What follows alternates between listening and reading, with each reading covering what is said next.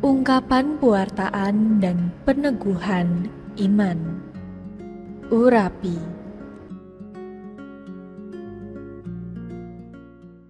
Shalom para penggemar Urapi yang diberkati Tuhan. Saya Alexander Ferdiandi dari komunitas Efata mau berbagi berkat Tuhan. Dari mana? Dari Injil Matius bab 9 ayat 14 sampai 17. Teman-teman boleh siapkan kitab suci. Saya mau bacakan Injil Matius 9 ayat 14 sampai 17. Dikatakan demikian. Kemudian datanglah murid-murid Yohanes kepada Yesus dan berkata, "Mengapa kami dan orang Farisi berpuasa, tetapi murid-muridmu tidak?" Jawab Yesus kepada mereka, "Dapatkah sahabat-sahabat mempelai laki-laki berduka cita selama mempelai itu bersama mereka? Tetapi waktunya akan datang, mempelai itu diambil dari mereka, dan pada waktu itulah mereka akan berpuasa. Tidak seorang pun menambahkan secarik kain yang belum susut pada baju yang tua. Karena jika demikian, kain penambal itu akan mencabik baju itu, lalu makin besarlah koyaknya. Begitu pula anggur yang baru tidak diisikan ke dalam kantong kulit yang tua. Karena jika demikian, kantong itu akan koyak sehingga anggur itu terbuang dan kantong itu pun hancur. Tetapi anggur yang baru disimpan orang dalam kantong yang baru pula, dan demikian terpelihara kedua-duanya." Demikianlah Injil Tuhan. Terpujilah Kristus. Nah, kita tahu kalau kita baca perikop ini berbicara tentang hal berpuasa. Tentunya kita sudah memasuki masa APP ya, masa Prapaskah. Kita akan juga memulai puasa di Rabu Abu kemarin. Nah, apa yang melatar belakangi sebetulnya daripada kisah ini? Ya, kalau kita baca itu menarik sekali. Kenapa? Karena kita tahu ini seperti peralihan antara Yohanes Pembaptis pelayanannya kepada Yesus Kristus. Dan itu terjadi satu iri hati terhadap murid-murid Yohanes kepada Yesus Kristus. Itu sebabnya kita lihat tadi yang kita baca ya. Dikatakan apa? Datanglah murid-murid Yohanes kepada Yesus Kristus dan berkata, "Mengapa kami itu murid-murid Yohanes ya, berkata, mengapa kami dan orang Farisi berpuasa, tetapi murid-muridmu tidak berpuasa?" Ya. Nah, kita tahu puasa di sini, puasa orang Yahudi itu biasanya menjelang hari raya Yom Kippur atau menjelang Paskah. Sama ya seperti kita. Tetapi yang dimaksudkan di sini adalah puasa dan yang murid-murid katakan ini bukan pada masa Yom Kippur atau pada masa Prapaskah, tapi pada masa kehausan rohani. Nah, saya jadi ingat begini. Saya ini dulu kerjanya di IT ya. Kadang suka ada orang datang bilang, "Tolong dong rakitkan komputer yang baru." Kalau saya merakit komputer yang baru, maka semua komponen saya akan menggunakan komponen yang baru, maka unit yang jadi nanti adalah unit yang all new, baru semua. Tetapi kadang ada customer datang, dia membawa komputer yang lama, yang usang, lalu minta di-upgrade.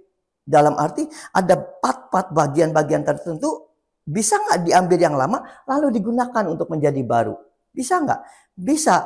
Nah, gambaran daripada yang kita baca ini adalah Yesus datang membawa kabar baik, Injil, ya, dengan perspektif yang baru. Artinya tidak akan sama. Lihat kenapa? Begitu murid-murid Yohanes bertanya, "Kenapa kami berpuasa bersama orang Farisi, kamu tidak?" Lihat ya, apa yang jawabnya Yesus di sini?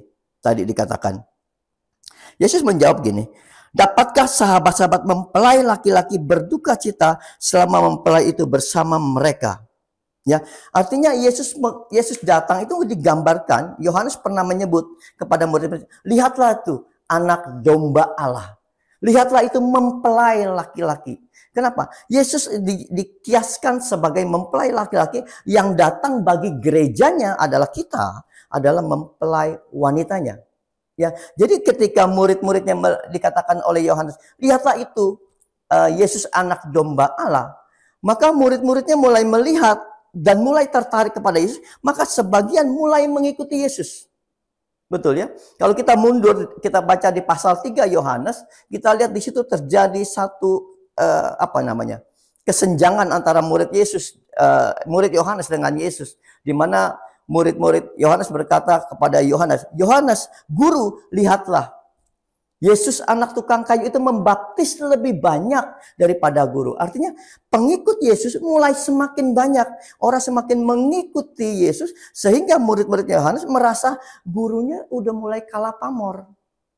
Yohanes nggak lagi jadi hamba Tuhan yang kondang nih. Tetapi sekarang semua beralih kepada Yesus. Ya kan? Semua mulai mengikuti Yesus. Artinya pengikut Yesus mulai banyak. Di situ mulai terjadi sesuatu perubahan di mana orang mulai melihat pengajaran Yesus. Tapi apakah bagi Yohanes itu sebuah persaingan? Tentu tidak ya. Kita tahu Yohanes justru diutus Tuhan untuk membuka jalan bagi pelayanan Yesus. Maka menurut Yohanes inilah waktunya orang mengenal siapa Mesias, siapa mempelai laki-laki itu. Maka ketika dikatakan, kenapa dia puasa, kenapa kami puasa, murid-muridmu tidak puasa? Karena Yesus mau bilang, kalau murid-murid itu ada bersama Kristus, bersama dia, buat apa lagi puasa? Maka puasa tidak lagi menjadi poin yang penting. Pertanyaan saya kan, untuk apa kita puasa? Ya kan? Apa poinnya orang puasa? Puasa kita tahu menahan lapar, menahan haus ya. Secara pribadi mungkin kita melatih diri untuk mengendalikan hawa nafsu, mengendalikan keinginan-keinginan daging. Tetapi lihat makna yang lebih dalam lagi, puasa adalah di tengah kesengsaraan, di tengah kesusahan, menahan lapar, menahan haus, menahan emosi. Bukankah itu satu perkara yang pergumulan yang hebat di dalam diri kita? Kita merasa susah, melihat makanan enak yang biasanya kita nikmati, hari ini saya nggak bisa. Bukankah itu satu perjuangan? Orang di tengah kelemahan, di tengah perjuangan, kesusahan itu, biasanya yang dicari apa? Tuhan. Artinya orang di tengah kelemahan, kesusahan, orang akan semakin close, semakin dekat dengan Tuhan. Mendekatkan diri karena Tuhan sumber pengharapan. Tuhan sumber kekuatan. Orang semakin. Jadi ketika orang mengambil diri untuk berpuasa, artinya dia sedang melatih diri untuk semakin dekat dengan Tuhan. Maka kalau Yesus ada bersama dia, kalau mempelai laki-laki ada bersama mempelai wanita, puasa udah tidak menjadi poin penting di sana. Karena sudah dekat dengan Yesus. Maka Yesus bilang, buat apa kalau mempelai laki-laki sudah ada bersama mempelai wanita? Untuk apa lagi berpuasa? Ya. Pandangan daripada murid-murid Yohanes adalah perubahan perspektif yang baru yang Yesus bawa dengan cara mereka yang lama itu yang jadi masalah sebetulnya. Sama ya, dulu waktu zaman sekolah minggu, mungkin pernah diajarkan doa, berdoa itu tutup mata apa buka mata? Ya, kadang-kadang kalau saya berdoa waktu zamannya sekolah minggu mungkin ya, zaman bina iman, berdoa ini terus kita suka ngintip gini, terus sama kakak pembina suka ditowel kuping, pejamkan mata. Karena kita udah terbiasa diajarkan berdoa tutup mata, lipat tangan. Jadi kalau di luar itu, jadi serasa lain, serasa ini lain ini. Sama kan kalau sekarang ya, kita punya Katolik karismatik ya. Ada yang masih merasa karismatik itu berbeda. Kenapa? Kok doa angkat tangan, bisa tepuk tangan, ya kan? Buka mata. Jadi buat orang yang masih menggunakan gaya yang lama, buat dia aneh orang melakukan doa seperti itu. Maka dia bilang, wah ini lain ini. Ya kan? Murid-murid Yesus juga begitu. Kata Yohanes, kata guru, dia Mesias, dia anak domba Allah. Kok enggak religius? Saya puasa, orang Farisi puasa, kok Yesus enggak? Jadi dianggap sesuatu yang berbeda. Padahal kita harus mengerti esensi apa yang sedang kita lakukan. Kadang-kadang kita melakukan itu hanya karena kita melakukan yang menurut apa yang saya suka. Esensinya enggak dapat. Paulus pernah bilang begini, apa itu kekristenan? Apa kekristenan? Kita menyebut diri kita murid Kristus, apa esensinya? Oh, rajin ke gereja, rajin pelayanan, pakai kalung salib. Kan bukan itu. Esensi kekristenan adalah ketika kita menempatkan Yesus menjadi kepala atas hidup kita. Artinya seluruh keberadaan kita, seluruh hidup kita dipimpin oleh Yesus. Kalau masih kita yang memimpin, dia belum jadi kepala atas hidup kita. Kekristenan kita tidak sesuai apa yang Tuhan kehendaki. Kita belum jadi murid. Jangan-jangan justru kita terbalik. Yesus kita suruh mengikuti kita. Jujur aja seringkali terjadi dalam kehidupan kita. Kita berdoa sebetulnya. Kita sedang memohonkan sesuatu untuk Tuhan lakukan sesuatu atas apa yang kita inginkan. Maka seringkali doa menjadi sesuatu yang monoton ya. Artinya ya apa yang saya perlukan saya naikkan di dalam doa saya. Artinya doa bukan lagi sebuah relasi dengan Tuhan, tetapi doa sebuah pemenuhan kebutuhan. Jangan-jangan kita rajin ibadah, kita rajin ekaristi juga hanya untuk memenuhi semua keperluan kita. Kebutuhan kita. Bukan sebuah relasi lagi dengan Tuhan. Maka kita akan melakukan itu seperti hal yang biasa. Ya, artinya kita ke gereja sudah biasa tiap minggu ke gereja. Kalau nggak ke gereja rasanya ada yang kurang. Tapi bukan karena saya ke gereja, karena saya pengen lebih intim dengan Tuhan, membangun satu hubungan dengan Tuhan. Maka saya bilang berkali-kali doa itu bukan transaksi. Tetapi sebuah relasi, sebuah hubungan dengan Tuhan. Kita sedang menjalin hubungan dengan Tuhan sedemikian intim. Maka ketika kita memahami semuanya ini, kita akan mengerti bagaimana kita menjalani seluruh kehidupan kita. Supaya betul pertumbuhan iman kita seperti yang Tuhan kehendaki. Bukan pertumbuhan iman kita oleh karena kita yang menghendaki. Maka akan kita lihat begitu ada perbedaan sedikit, ada pembaharuan. Kita akan mikir ini benar gak ya? Ini jangan-jangan lain. Kenapa? Karena sebetulnya kita gak mengenal Tuhan kita. Kita gak tahu mempelai kita. Mempelai laki-laki yang datang kepada kita. Apakah kita pahami? Ya, siapa Yesus sebetulnya? Ada yang menarik kalimat yang Yesus katakan waktu bicara soal puasa daripada murid-murid Yohanes mengatakan, kami puasa, orang Farisi puasa, engkau tidak. Yesus mau katakan, bukan soal puasanya. Tetapi Yesus katakan soal aku. Pernyataan ini yang Yesus katakan ini adalah pernyataan bahwa dia mau menunjukkan bahwa Yesus itu dengan keilahiannya. Di sini full power. Saya pikir ini satu pesan yang sangat menarik. Kalau mau jujur, teman-teman semua, Bapak Ibu sekalian, kalau ditanya, apakah Yesus Tuhan? Kira-kira jawaban Bapak Ibu teman-teman apa?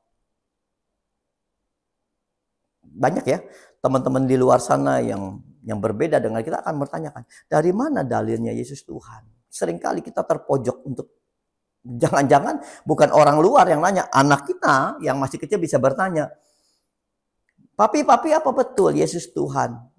Banyak orang tua, waduh bingung. Oh iya Yesus Tuhan, kan kita tiap minggu ke gereja diajarkan seperti itu. Kalau masih kecil mungkin dia terima. Begitu dia mulai dewasa, remaja, dia logikanya mulai berpikir, di mana dalilnya? Salah satunya ini ayat yang kita baca. Yesus katakan, semua tentang aku, mempelai laki-laki. Itulah keilahian Tuhan. Repotnya kalau kita nggak bisa menjelaskan, kenapa? Karena kita nggak mendalami pengenalan kita akan Yesus Kristus sebagai Tuhan. Ya, bagaimana dia datang, saya sempat berpikir gini, waduh Tuhan itu baik banget ya.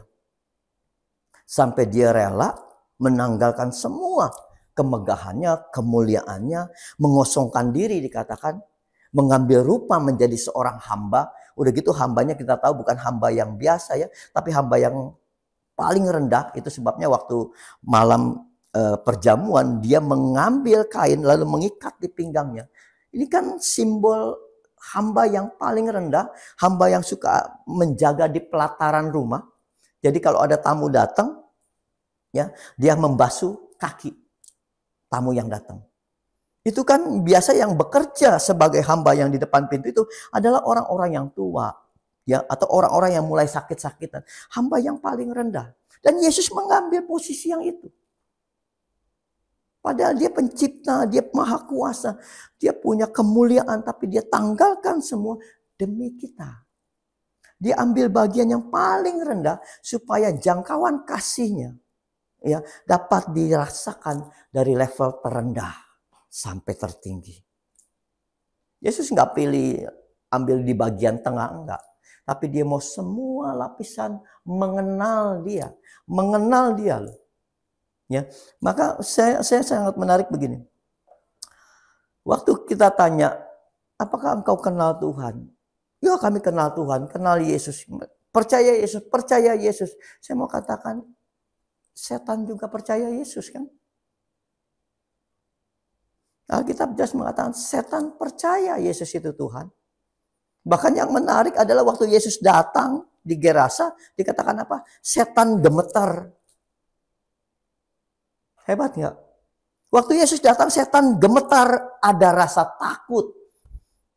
Ada rasa takut. Kita ya ke gereja berasa gemetar nggak? Enggak. Kita ke gereja nggak punya rasa takut sama Tuhan. Takut dalam arti bukan ketakutan karena Tuhan galak, bukan. Ada rasa takut, ada rasa sungkan, itu nggak ada dalam diri kita. Saya bisa buktikan. Ketika di gereja lihat, suka ada yang main handphone. Ada masih suka yang ngobrol kenceng-kenceng. Nggak ada rasa sungkan, nggak ada rasa hormat. Padahal itu di dalam gereja. Iblis aja gemetar rasa takut. Pengenalan makanya sama Tuhan. Mengenal pribadi Yesus akan membawa kita semakin mengerti pribadi ini.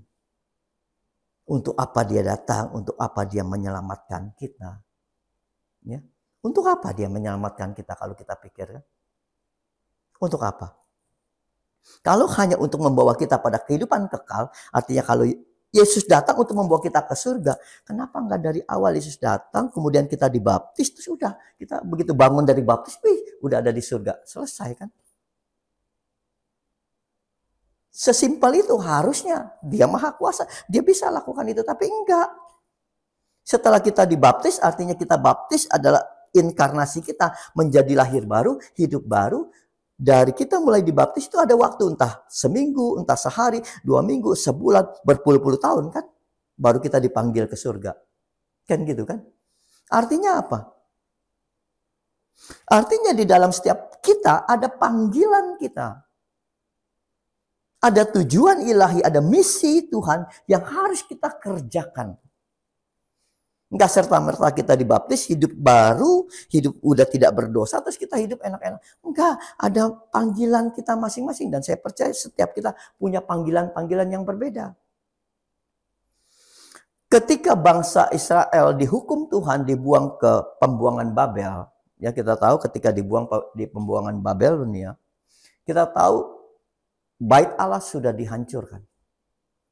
Maka ketika Allah memanggil kembali bangsa Israel untuk boleh kembali ke Yerusalem, apa perintah pertama Tuhan? Kepada bangsanya, kepada umatnya. Bangunlah kembali bait Allah. Lihat, bangun kembali bait Allah. Mereka lakukan. Ketika mereka mulai meletakkan dasar, kalau kita baca kitab Ezra, waktu bangsa Israel memulai pembangunan bait Allah, dia meletakkan dasar daripada bait Allah itu. Lalu bangsa-bangsa yang tidak suka mulai menghalangi. Sampai akhirnya apa? Bait Allah itu nggak pernah berdiri. Ditunda aja bait Allahnya. Nanti saja. Belum waktunya bahkan katanya. Para tua-tua bilang belum waktunya membangun bait Allah. Sampai berapa lama ditunda? Setahun, 2 tahun, 3 tahun? Sampai 15 tahun itu bait Allah belum berdiri. Maka Tuhan ingatkan lagi melalui Nabi Hagai.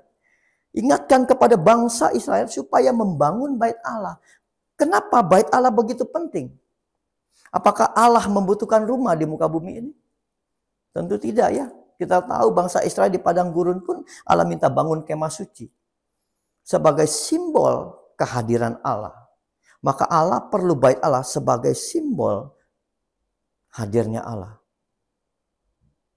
Ketika Allah hadir di tengah-tengah umatnya, ya, artinya umat akan datang kepadanya, menyembah dan memuji dia.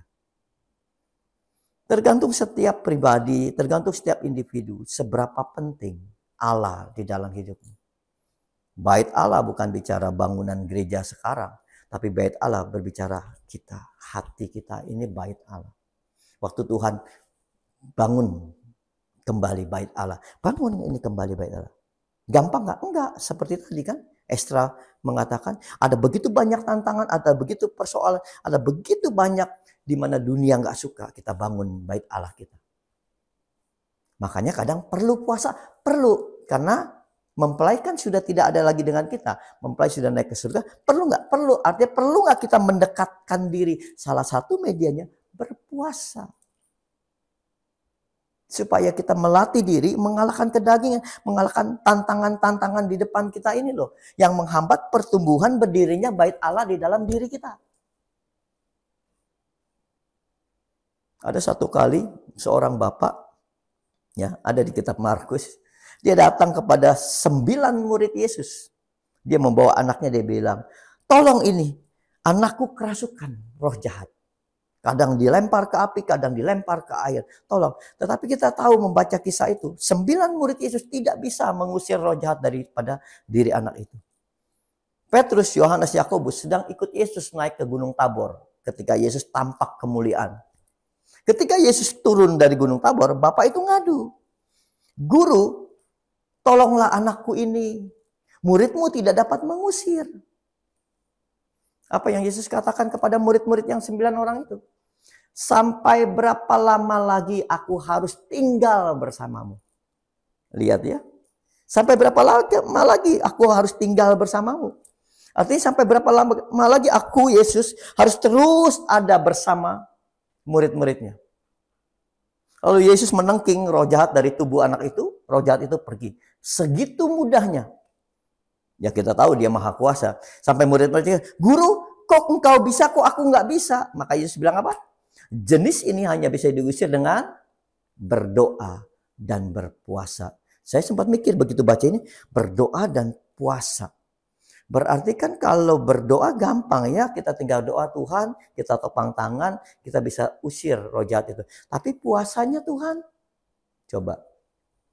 Puasa kan perlu waktu ya, minimal sehari. Tidak makan, tidak minum. Itu konsep pikiran saya. Berarti firman Tuhan ini tidak sedang menjelaskan bicara puasa soal tidak makan, tidak minum. Betul gak? Tetapi konsep puasa yang Tuhan maksudkan di sini adalah bagaimana engkau mendekatkan diri dengan Tuhan, bagaimana engkau berelasi dengan Tuhan selama ini. Apakah engkau dekat dengan Dia, punya relasi yang intim atau tidak? Kalau engkau dekat dengan Tuhan, punya keintiman, berarti kan hidupmu terjaga oleh hal-hal perkara-perkara dunia. Kedagingan, hawa nafsu, itu puasa. Sekalipun makan, tapi kita menjaga nih kedagingan, ya kan? Hawa nafsu, amarah. Puasa enggak? Puasa buat Yesus itu puasa. Artinya di mana kita makan minum normal sebagai manusia membutuhkan itu, di sisi lain kita menjaga hati supaya tidak emosian. Ya kan? Tidak terpancing oleh hawa-hawa nafsu, hal-hal yang daging. Itu yang Yesus katakan. Sekalipun Yesus tidak ada bersama 9 muridnya ini, seharusnya engkau menjaga itu, kata Tuhan. Engkau berpuasa.